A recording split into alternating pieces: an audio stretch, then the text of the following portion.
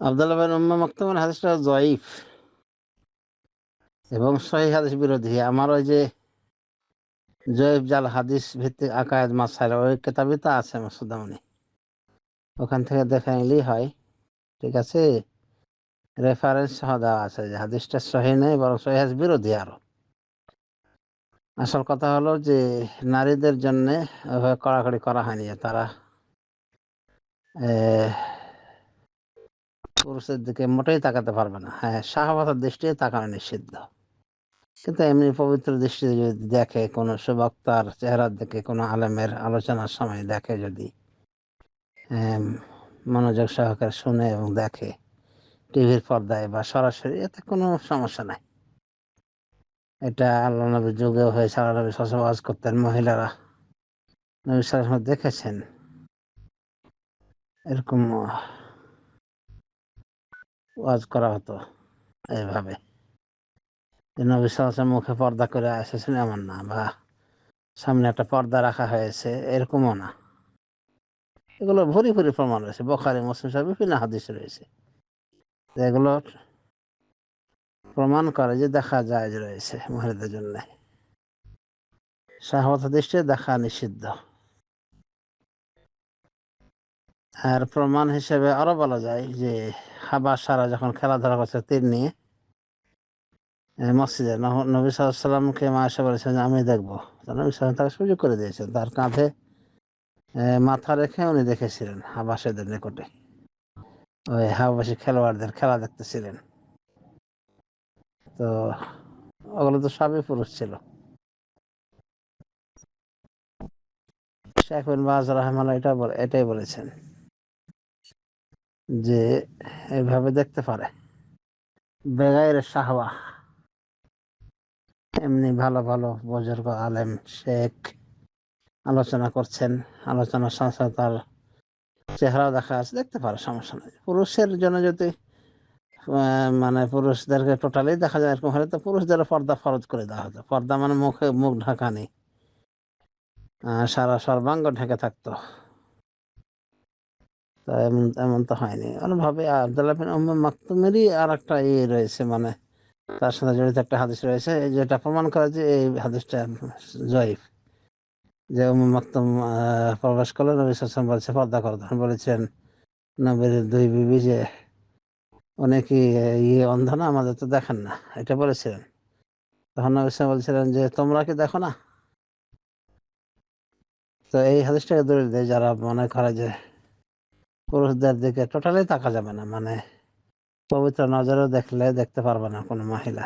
যেমন আলোচক শেখ, যেমন শেখ ইবনে উসাইমিন, শেখ বিন বাজ আলোচনা করছে, শেখ সালেহ ফাওজান আলোচনা করছেন, ও দেখলো বয়োবৃদ্ধ মানুষ, আর ওনারা আলোচনা করছেন পবিত্র চেহারায়, আর শুনছেন যারা, তারাও হৃদয় পাক হৃদয় শুনছেন, সমস্যা কি?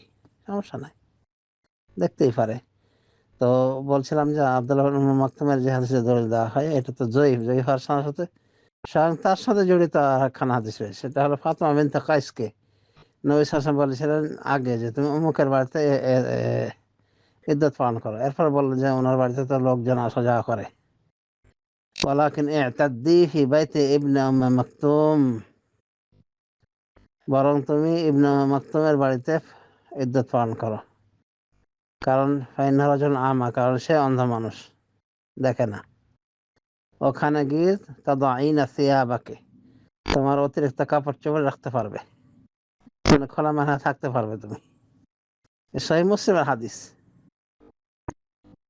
তো এগুলি প্রমাণ করে যে এটাই সত্য কথা, যে মহিলারা যদি নির্দোষ দেখে সমস্যা নাই।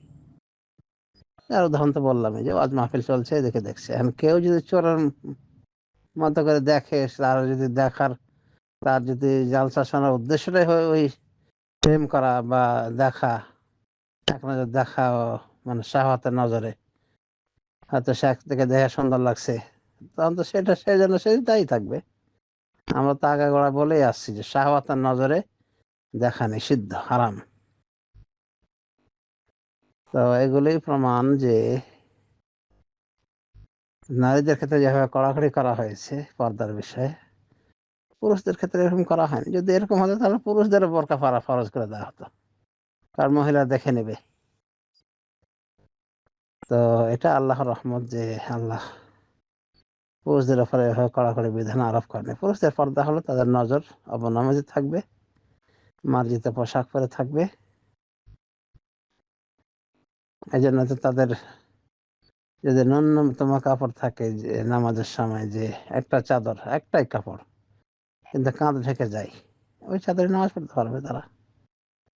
এই চাদরে তো সবকিছু খোলা থাকে, মানে মাথা খোলা থাকে, মুখমণ্ডল খোলা থাকে।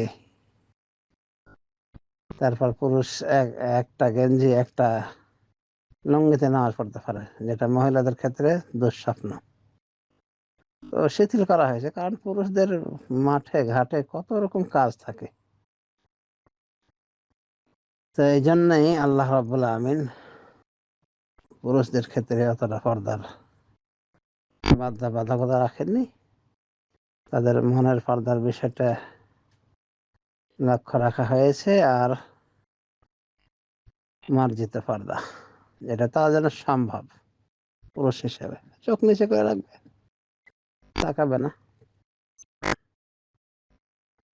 তো ইবনে মাকতুমের হাদিস দিয়ে কিছু মিসকিন দলিল দেয়, এটা ঠিক না। আবু দাউদ নিজেই হাদিসটা নিয়ে কিছু কথা বলেছেন। আবার কেউ কেউ বলেছেন যে এটা নবীদের সাথে খাস, নবীদের বিবিদের সাথে খাস, কারণ তারা আলাদা, তাদের আর একটা আলাদাই প্রায়োরিটি আছে।